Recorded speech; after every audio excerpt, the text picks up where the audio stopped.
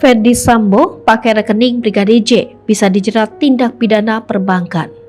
Terdakwa kasus dugaan pembunuhan berencana Nofriansyah Yosua Huta Barat, Ferdy Sambo, disebut berpeluang dijerat tindak pidana perbankan dan perpajakan karena membenarkan menggunakan rekening milik sang ajudan buat menyimpan uang pribadi senilai ratusan juta rupiah.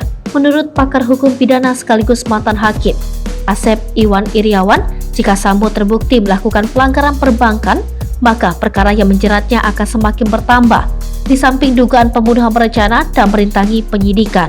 Asep menilai sikap Ferdy Sambo yang menyimpan uang pribadi dalam jumlah besar menggunakan rekening ajudannya memang patut diwaspadai sebagai tindak pidana.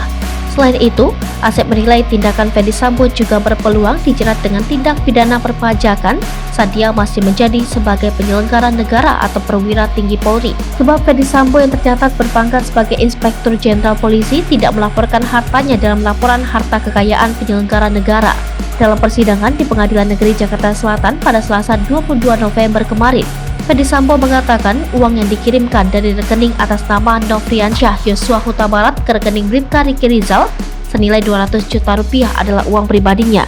Uang di dalam rekening itu kemudian dipindahkan oleh Bribka Riki Rizal yang juga menjadi salah satu terdakwa dalam kasus pembunuhan berencana. Berselang 3 hari setelah Yosua meninggal ditembak oleh Baradae dan Ferdy Sambo pada 8 Juli 2022.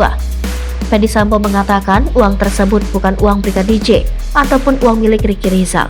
Uang tersebut, kata Sambo, berada di rekening kedua ajudannya itu untuk operasional keluarga.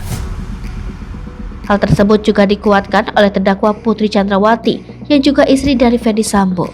Putri mengatakan dia sengaja melakukan pembuatan rekening atas nama Nofriansyah Yosua Huta Barat dan Riki Rizal. Mereka berdua dibuatkan rekening PNI di cabang Cibinong oleh Putri Chandrawati sendiri. Dia juga menjelaskan kedua ajudan tersebut dibuatkan rekening untuk keperluan operasional keluarga Ferdy Sambo. Putri mengatakan pembukaan rekening atas nama dua ajudan untuk keperluan keluarga bisa dilihat dari histori transaksi yang ada.